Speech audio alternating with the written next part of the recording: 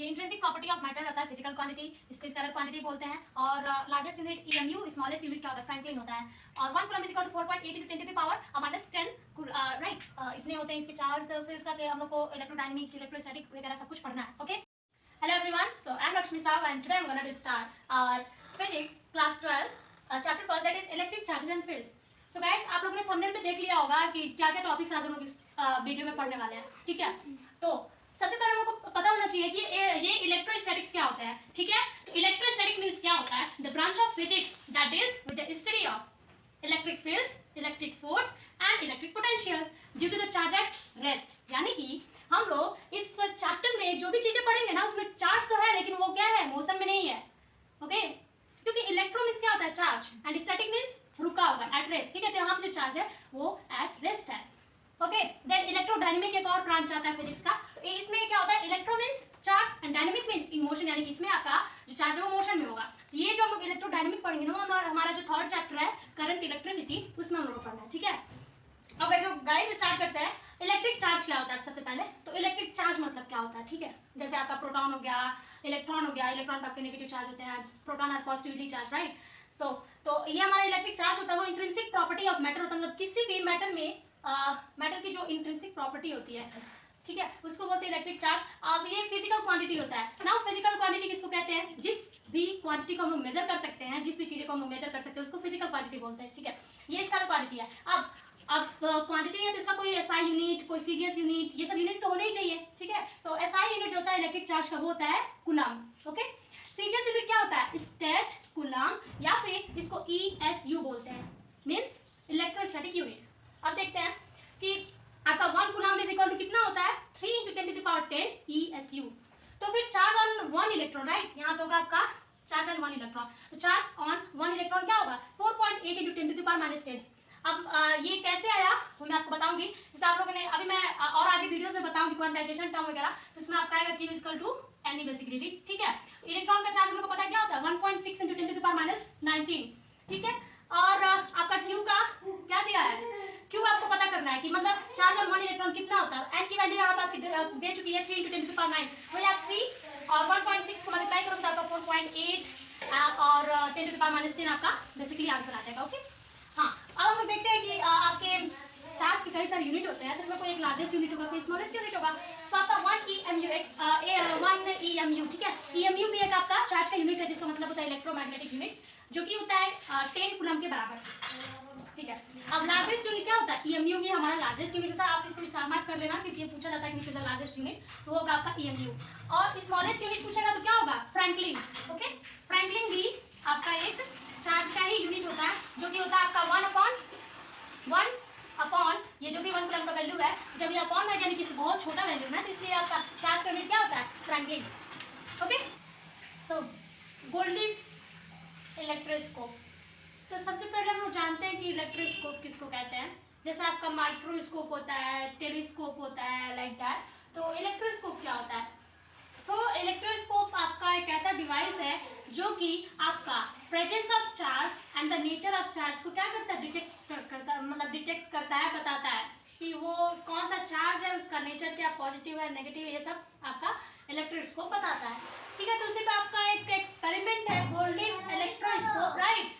तो ये गोल्डलीफ इलेक्ट्रोस्कोप जो होता है वो क्या बताता है, it tells the presence and the nature of the charge. ठीक है, तो जो इलेक्ट्रोस्कोप करता है वही ये भी बताएगा, यानी कि ये बताता है कि प्रेजेंस ऑफ चार्ज, मतलब चार्ज प्रेजेंट है कि नहीं। अगर आपका चार्ज प्रेजेंट है तो वो सेम चार्जेस हैं या फिर अपोजिट चार्जेस है, फिर आपका डाइवर्जेंस होगा, कन्वर्जेंस होगा, ये सब क्या होगा। ठीक है, तो बेसिकली उन्होंने क्या लिया था, ग्लास जार लिया था, उसके बाद उसमें उन्होंने एक मेटालिक रॉड को पुटअप किया था, देन एक कॉर्क उसमें उन्होंने लगाया था, और एक चार्ज ऑब्जेक्ट उन्होंने लिया था। ठीक है, जो कि चार्ज ऑब्जेक्ट आपका मान लो पॉजिटिवली चार्ज है। ठीक है, और आपका मेटालिक रॉड पहले से ही पॉजिटिवली चार्ज्ड है, और आपका जो चार्ज ऑब्जेक्ट है वो भी पॉजिटिवली चार्ज है। ठीक है, जब इसके पास लेके आएंगे मेटालिक रॉड के पास, तो क्या होगा, ये दोनों सेम चार्जेस हैं, तो ये दोनों सेम चार्ज है, तो क्या होगा, ये जो आपका गोल्डलीफ है वो क्या होगा, डाइवर्ज होगा। ओके, तो जब गोल्डलीफ आपका डाइवर्ज होगा,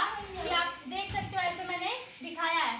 ओके, अगर आपका मान लो कि ये चार्ज जो ऑब्जेक्ट है वो नेगेटिवली चार्ज हो और ये आपका पॉजिटिवली चार्ज है, तो क्या होगा, ऑपोजिट चार्जेस हो गए होंगे, यानी कि तब क्या हो जाएगा, यहाँ पे ये जो आपका गुड लीफ है ना, ये इधर एक दूसरे की तरफ आने लगेंगे, यानी कि क्या होगा, कन्वर्जेंस होने लगेगा। वही मैंने लिखा है यहाँ पे, सेम साइन हुआ तो डाइवर्जेंस होगा, और अगर अपोजिट साइन हुआ तो क्या होगा, कन्वर्जेंस होगा, क्योंकि like charges repel each other and opposite charges are attract each other. Okay, so समझ सकते हैं, लेकिन तो मेथड ऑफ चार्जिंग, अब कोई भी अगर ऑब्जेक्ट है, लाइक अगर वो चार्ज नहीं है, न्यूट्रल है, तो उसको कैसे किस मेथड से हम लोग चार्ज कर सकते हैं, राइट, कैसे मतलब किस मेथड से आप उसको इलेक्ट्रीफाई कर सकते हो, इलेक्ट्रीफाई मीन्स चार्ज कर सकते हो। Okay, so conductional electrification, charging by friction and charging by induction. तो अब कंडक्शनल इलेक्ट्रिफिकेशन मतलब क्या होता है, इसको एक और नाम से बोला जाता है चार्जिंग बाय फिजिकल कॉन्टैक्ट, यानी कि लेट्स सपोज ये आपका कोई चार्ज ऑब्जेक्ट है, राइट, ये आपका चार्ज ऑब्जेक्ट है, ये आपका कोई क्या है, न्यूट्रल बोल सकते हो बॉडी है। ओके, इसको जब हम लोग इसके कांटेक्ट में लाए, राइट, तो ये भी क्या हो गया, इसी की जैसे प्रॉपर्टी शो करने लगे, यानी कि इसमें भी चार्ज क्या होता है, ट्रांसफर हो जाता है, तो ये भी चार्ज हो जाता है। सेकेंड आपका क्या है, charging by friction. Friction means charging by rubbing, basically rubbing, यानी कि आप ये केस तो बहुत पहले से ही जानते हो कि आप एक कम्ब ले लो, कोई भी लाइक वुड ले लो, चाहे कोई भी मतलब इंसुलेटर ले लो, और उसको आप जब रब करोगे या फिर अपने हेयर से रब करो, चाहे कहीं भी अगर आप रब करोगे तो चार्ज उसमें प्रोड्यूस हो जाता है, राइट। और हम लोग को पता है इंसुलेटर जो होते हैं वो चार्ज तो कैरी करते नहीं हैं, और अगर करते भी हैं उसमें अगर चार्ज प्रोड्यूस भी होता है तो वो ये नहीं कि कंडक्टर के जैसे फ्लो होके फिर से चला जाए, लेकिन जो इंसुलेटर्स होते हैं ना, उसमें जो चार्ज अगर प्रोड्यूस भी होता है, उनके अंदर जो चार्ज जनरेट भी होता है वो एक ही जगह पे रहता है। ओके, तो दैट्स वाई अगर आप ये कम्ब लिए, ठीक है, वुड का चाहे किसी का भी मतलब इंसुलेटर होना चाहिए, उसको जब आप कम्ब किए, अपने बाल में रब किए, और अगर आप पीस ऑफ पेपर लोगे तो क्या हो जाएगा, उससे स्टिक हो जाता है। ओके, लेकिन अगर आप वहीं पे आप केस लोगे एक स्पून का, स्टील स्पून जो होता है, उसको अगर आप रब करके और फिर आप पेपर से क्या करोगे, उसको उठाना चाहोगे तो उसमें स्टक नहीं होता है। क्यों? क्योंकि जो आपका स्पून होता है ना, वो क्या होता है, वो एक कंडक्टर होता है। अब कंडक्टर है यानी कि उसमें चार्ज तो प्रोड्यूस होते हैं, लेकिन चार्ज आपका क्या होता है, आपका जो बॉडी, हमारा जो ह्यूमन बॉडी है, जो हम लोग हैं, हम लोग भी एक कंडक्टर ही हैं, आपका अर्थ भी कंडक्टर है। जो चार्ज प्रोड्यूस होता है तो क्या करता है, कंडक्टर आप ट्रांसफर कर देता है हमारे शरीर में, हमारे शरीर से फिर चला जाता है अर्थ में, यानी कि उसके पास चार्ज बचता नहीं है, और फिर आप अगर पीस ऑफ पेपर के पास ले जाओगे तो फिर अट्रैक्ट नहीं होगा। ओके, तो ये आपका चार्जिंग बाय फ्रिक्शन होता है। Then charging by induction. Induction means क्या होता है, चार्ज तो करोगे बॉडी को but without what, without contact. मतलब कि आप कोई भी ऑब्जेक्ट ले लो और यहाँ पे मतलब मान लो कोई ऑब्जेक्ट है, ओके, ये पहले से न्यूट्रल का मतलब क्या होता है, न्यूट्रल का मतलब ये थोड़ी होता है कि इसमें कोई चार्ज नहीं है। न्यूट्रल का मतलब क्या होता है, यहाँ पे आपका इसमें नेगेटिव और जो पॉजिटिव चार्ज है वो क्या होते हैं, इक्वल होते हैं, मतलब इक्वल अमाउंट ऑफ आपके पॉजिटिव चार्ज होते हैं, equal amount of negative charge होते हैं, तो उसको आप क्या बोलते हो, न्यूट्रल बॉडी। तो जब आपका एक चार्ज बॉडी आता है दूसरी बॉडी के पास, तो बेसिकली क्या होता है, इसमें नेगेटिव पॉजिटिव चार्ज होते हैं, और जब आप इसको पास में लेके आओगे तो पॉजिटिव क्या होगा, पॉजिटिव अपने एक किनारे चला जाएगा और जो नेगेटिव है वो दूसरे तरफ आ जाएगा, ताकि ये दोनों क्या हो गया, अट्रैक्ट हो जाए और इसमें से इसमें आपका ट्रांसफर हो जाए चार्ज का।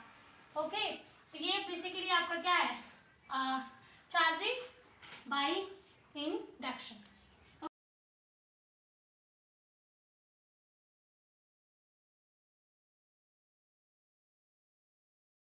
So basic properties of electric charge. अब इलेक्ट्रिक चार्ज की क्या क्या प्रॉपर्टी है, तो बेसिकली हमारे एनसीईआरटी में 4 प्रॉपर्टीज दिए गए हैं। दैट इज जो आपका चार्ज होता है एडिटिव नेचर होता है, मतलब चार्ज को हम लोग क्या कर सकते हैं, ऐड कर सकते हैं, मतलब रियल नंबर के जैसे आप ऐड कर सकते हो चार्जेस को। ओके, सेकेंड आपका कंजर्वेशन ऑफ चार्ज, जैसे आप कंजर्वेशन ऑफ मास पढ़े हो, कंजर्वेशन ऑफ एनर्जी पढ़े हो, वैसे आप कंजर्वेशन ऑफ चार्ज होता है। Then quantisation of charge. अब ये क्वांटाइजेशन ऑफ चार्ज जो है वो बहुत इंपॉर्टेंट है, और इसी से आपका क्वेश्चन न्यूमेरिकल्स भी बनते हैं। इनवेरिएंस ऑफ चार्ज, यानी कि जो चार्ज होता है वो वैरी नहीं करता, किसके रिस्पेक्ट में नहीं आपका चार्ज वैरी करता, वो सब हम लोग देखेंगे। ठीक है, तो चार्ज इज एडिटिव नेचर, यानी कि जो आपका चार्ज होता है क्या होता है, उसको ऐड कर सकते हैं। लाइक आपको अगर कोई बॉडी इसको दिया है +2 चार्ज है, कई सारे इसमें चार्ज है, -Q, +2q लाइक 3q, इसको आपका क्या कर सकते हो, टोटल चार्ज इसमें क्या होगा, टोटल चार्ज क्या होगा, the sum of individual charge, right, like individual charge. तो जो सम होता है इंडिविजुअल, लाइक ये आपका एक इंडिविजुअल चार्ज है, ये आपका इंडिविजुअल, ये आपका इंडिविजुअल, अलग अलग जो चार्जेस होते हैं उनके सम को क्या बोलेंगे, टोटल चार्ज बोलेंगे। लाइक आपका 3 + 3q है, +2q, इन दोनों को जोड़ेंगे तो 5q होगा, और उसमें -q करेंगे तो आपका राइट आंसर क्या आएगा, 4 + 4q, यानी कि आपका एडिटिव नेचर होता है। फिर अब आपका एक एनसीईआरटी जब आप पढ़ोगे तो उसमें आता है कि चार्ज और मास में अंतर क्या होता है। ओके, तो बेसिकली आपका जो चार्ज होता है वो पॉजिटिव और नेगेटिव दोनों हो सकता है, लेकिन जो आपका मास होता है वो क्या होता है, हमेशा पॉजिटिव होता है, किसी का भी मास कभी नेगेटिव नहीं होता है। Okay, then conservation of charge, यानी कि क्या होगा, charge can neither be created nor be destroyed, it can only be transfer from one body to another. तो बस यही है। और ये जो चार्ज कंजर्वेशन ऑफ चार्ज है ना, वो बस आइसोलेटेड सिस्टम के लिए, आइसोलेटेड सिस्टम मतलब क्या होता है, जिसपे कोई भी एक्सटर्नल फोर्स काम नहीं करता है, यानी कि उस पर कोई एक्सटर्नल फोर्स नहीं लगता है, उसी को आप आइसोलेटेड सिस्टम कहते हैं। Then quantisation of charge, quantisation of charge में आप पढ़ोगे Q = Ne। ओके, सो मतलब क्वांटाइजेशन ऑफ चार्ज का मतलब होता है ना कि जो आपका चार्ज होता है, ठीक है, जो चार्ज होता है वो आपका इंटीग्रल मल्टीपल होता है। ये जो आपका n का वैल्यू होता है ना, ये इंटीग्रल मल्टीपल ऑफ चार्जेस होते हैं। लाइक इस ये जो n की वैल्यू है वो कभी भी आपका फ्रैक्शन में नहीं हो सकता है, कभी भी आपका डेसिमल में नहीं हो सकता है, यानी कि आपका ये e 2e आप बोल सकते हो 3 4e, लाइक आपका ये मल्टीपल होगा, इंटीग्रल मल्टीपल होगा, मतलब हमेशा इंटीजर के फॉर्म होगा, ये नेगेटिव कभी नहीं होगा। ओके, नेगेटिव या फिर पॉइंट में नहीं हो सकता, हमेशा इसको मल्टीपल के में ही होना चाहिए। लेकिन जो आपका ये Q है वो तो आपका क्या हो सकता है, पॉइंट में भी हो सकता है, लाइक आपका इलेक्ट्रॉन का चार्ज है 1.6 × 10⁻⁻⁹ ये सब आपके डेसिमल में फ्रैक्शन में कुछ भी हो सकता है, लेकिन ये आपका क्या होना चाहिए, एक होल नंबर होना चाहिए आपका n की value. Then invariance of charge क्या होता है, मतलब चार्ज कभी भी वेरी नहीं करता है, किसके रिस्पेक्ट में, अगर आप स्पीड को, ठीक है, अगर आप स्पीड को बढ़ाए तो भी आपका चार्ज सेम रहेगा, अगर आप स्पीड को घटाते हैं तो भी आपका चार्ज क्या होगा, सेम रहेगा। लेकिन जो आपका मास होता है वो क्या करता है, मास जो होता है ना आपका, वो स्पीड के डायरेक्टली प्रोपोर्शनल होता है, यानी कि अगर आपका मास बढ़ेगा तो स्पीड भी बढ़ेगा।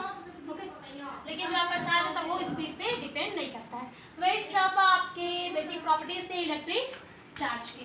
कूलम्ब लॉ, अब हम लोग चल रहे हैं बहुत ही इंपॉर्टेंट लॉ पढ़ने, जिसका नाम है क्या, कूलम्ब लॉ। तो कूलम्ब लॉ बेसिकली क्या कहता है कि ये ना आपका जो ग्रेविटेशन आप लोगों ने 11th में पढ़ा था, ग्रेविटेशनल लॉ, तो जो उसमें फार्मूला था सेम बेसिकली उसी के जैसे ही है, थोड़ा सा बस इसमें डिफरेंस है, उसमें मास लिया रहता है, इसमें क्या आता है, चार्ज लेते हैं। ओके, सो कूलम्ब लॉ ये बोलता है कि according to the Coulomb law the force of attraction, okay, the force of attraction या फिर force of repulsion दोनों हो सकता है, मतलब ग्रेविटेशनल फोर्स जो होता है वो उसमें बस रिपल्सन का फोर्स लगता है। ओके, लेकिन जो आपका ये कूलम्ब लॉ है, जो आपका ये कूलम्ब लॉ है, इसमें क्या होता है, ये रिपल्शन और अट्रैक्शन दोनों का भी हो सकता है, ये इंट्रैक्शन बेसिकली आप बोल सकते हो, मतलब अट्रैक्शन रिपल्सन दोनों हो सकता है, दोनों पे बेस होता है।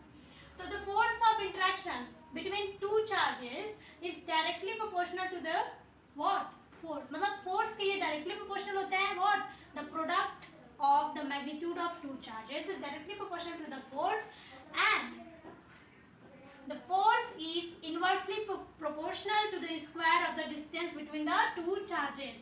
Like आप ये बोल सकते, दो ऑब्जेक्ट्स हैं Q1 Q2, इनके बीच में क्या है, r डिस्टेंस है, तो इन दोनों के प्रोडक्ट ऑफ मैग्नीट्यूड के डायरेक्टली प्रोपोर्शनल होते हैं, और इसके जो बीच का जो डिस्टेंस है उसके स्क्वायर के इन्वर्सली प्रोपोर्शनल होता है, और इसी को आप इन्वर्स स्क्वायर लॉ भी बोलते हो। तो अब इस प्रोपोर्शनैलिटी साइन को हटाने के लिए क्या करेंगे, यहाँ पे आप एक कांस्टेंट लगाओगे k, तो आपका ये जो k है वो क्या है, प्रोपोर्शनैलिटी कांस्टेंट है, फिर आपका Q1 Q2 अपॉन r² जैसा था, फिर अब k की वैल्यू जो होती है 9 × 10⁻⁹ न्यूटन मीटर स्क्वायर पर कूलम्ब स्क्वायर होता है, और इसको आप लिख सकते हो 1/4πε0। अब इसको आप ऐसे लिख सकते हो 1/4πε0 Q1 Q2 अपॉन r², ये दोनों फॉर्मूले हो सकते हैं। और अगर आपको न्यूमेरिकल सॉल्व करना होगा तो आप k की जगह पे ये रखोगे 9 × 10⁻⁹, अब आप पूछोगे कि एप्सिलॉन नॉट क्या होता है, एप्सिलॉन क्या होता है, तो ई, ये जो आपका ई है बेसिकली एप्सिलॉन होता है जिसको परमिटिविटी बोलते हैं। ओके, परमिटिविटी बोलते हैं। अभी आपका एप्सिलॉन नॉट भी हो सकते हैं, या फिर आप किसी किसी बुक में आप बस ऐसे ई लिखा हुआ देखोगे या फिर नीचे एम भी लिखा हुआ देखोगे। तो एप्सिलॉन मतलब क्या होता है, परमिटिविटी इन मीडियम, और अगर ई नॉट दिया यानी कि permittivity in air, vacuum, free space, इसका मतलब ये होता है। और जो परमिटिविटी होता है जो है वो होता क्या है, तो परमिटिविटी बेसिकली बताता है कि जो इलेक्ट्रिक फील्ड लाइंस हैं वो can pass through the medium, ठीक है, मीडियम से पास कर सकते हैं, जो कि क्या करता है, which decrease the force between two charges. मतलब परमिटिविटी जो होता है वो फोर्स जो दो चार्जेस के बीच का जो फोर्स है ना उसको डिक्रीज करता है, परमिटिविटी। ओके, सो परमिटिविटी में भी आप रिलेटिव परमिटिविटी देखोगे, जिसको रिलेटिव परमिटिविटी को आप डाइलेक्ट्रिक कांस्टेंट भी बोलते हैं, जो कि यूनिटलेस होता है। तो जो आपका रिलेटिव परमिटिविटी होता है जिसको आप ई आर से रिप्रेजेंट करते हो, क्या होता है, the permittivity, the ratio of the permittivity in medium upon the ratio of in medium to the permittivity in the vacuum. Okay, तो ये आपका रिलेटिव परमिटिविटी होता है। अब आप ये याद रखना कि एप्सिलॉन नॉट जो होता है उसका वैल्यू क्या होता है, 8.85 into 10 to the power minus 12 coulomb square पर न्यूटन मीटर स्क्वायर। ओके, सो ये आपका था coulomb. So coulomb law in vector form. अब हमने कूलम्ब लॉ तो देख लिया उसका फॉर्मूला, अब उसको वेक्टर फॉर्म में कैसे राइट कर सकते हैं, तो वो आपका बेसिकली ऐसे, नेक्स्ट आपका दो बॉडी है, ठीक है, Q1 Q2, उस पे चार्जेस हैं, ठीक है। अब उनके बीच का जो आपका डिस्टेंस हो क्या है, R है। अब वेक्टर है, वेक्टर मतलब क्या होता है कि ये डायरेक्शन भी बताएगा, किसी भी चीज का मैग्नीट्यूड तो होता ही होता है, डायरेक्शन भी बताता है। तो हम लोगों ने 11th में पढ़ा है, डायरेक्शन बताने के लिए क्या होता है कि यूनिट वेक्टर आता है। यूनिट वेक्टर मतलब जिसके ऊपर ऐसे आप टैप लगाते, मतलब यूनिट वेक्टर का मतलब क्या होता है, जिस वो वेक्टर जिसका मैग्नीट्यूड क्या होता है, 1 होता है, और वो किसी भी आपका वेक्टर का क्या बताता है, डायरेक्शन, किसी भी यूनिट का डायरेक्शन बताता है, उसको यूनिट वेक्टर बोलते हैं। और ये आपको याद रखना है कि उसका मैग्नीट्यूड क्या होता है, 1 होता है। ओके, तो यहाँ पे हम लोगों ने क्या लिया, बेसिकली आप मान लो कि ये आपका ऑब्जेक्ट है ए, या आपका ऑब्जेक्ट बी है, तो ये फोर्स लगाएगा। लाइक आप मान लो कि ये जो Q1 और Q2 दोनों है ना वो क्या है, पॉजिटिव है, मतलब सेम चार्ज के हैं। सेम चार्ज के तो क्या करेंगे, एक दूसरे को रिपल करेंगे, यानी कि एक दूसरे से दूर जाएंगे। तो आपका मान लो फोर्स इधर जा रहा है, ये इस फोर्स आपका इधर खींच रहा है इसको, ठीक है, तो इसको क्या बोल सकते हो आप, फोर्स ऑन 2, ठीक है, फोर्स ऑन 2 ड्यू टू 1, और इसको क्या बोलोगे, फोर्स ऑन 1 ड्यू टू 2। अब आपको डायरेक्शन भी तो बताना है कि किस डायरेक्शन में जा रहा है, इधर जा रहा है या फिर इधर जा रहा है, तो उसके लिए आप क्या करोगे, आर कैप लोगे, ठीक है। आर कैप का मतलब क्या होता है, यानी कि ये यूनिट वेक्टर है, और इसको लिखते कैसे हैं, आर का वेक्टर अपॉन आर का मैग्नीट्यूड, ठीक है। तो आपका ये होता है, देन तो आप आर कैप 1 2 लिखोगे और आर कैप 2 1। अब इसका फॉर्मूला क्या बनेगा, आपके यहाँ पे दो फोर्सेस है ना, तो फोर्स ऑन 2 ड्यू टू 1 का फॉर्मूला क्या हो जाएगा, 1/4 पाई एप्सिलॉन नॉट था, 1/4 पाई एप्सिलॉन नॉट जो हम लोगों ने क्या कूलम्ब लॉ से निकाला था, और Q1/Q2/r का स्क्वायर। अब इसमें हम लोग को डायरेक्शन भी तो बताना है, डायरेक्शन के लिए क्या करेंगे, आर कैप 2 1। देन ऐसे ही आपका force on 1 due to 2 is equal to 1/4 pi epsilon naught into Q1 Q2/r का स्क्वायर और आर कैप 1 2, ठीक है। तो आपको ऐसे बेसिकली रिप्रेजेंट करना है। और हम लोग को पता है कि जो न्यूटन का थर्ड लॉ होता है वो क्या करता है, क्या कहते हैं, every reaction has an equal and opposite reaction, यानी कि ये जो फोर्सेस हैं वो क्या होंगे, मतलब उनको उनमें इक्वल तो फोर्स लगेगा, लेकिन क्या होगा, ऑपोजिट फोर्स होंगे, यानी कि F12 is the opposite of F21। देखो ये इस डायरेक्शन में जा रहा है, अपोजिट डायरेक्शन में, ये अपोजिट डायरेक्शन में, मतलब दोनों एक दूसरे का अपोजिट होंगे।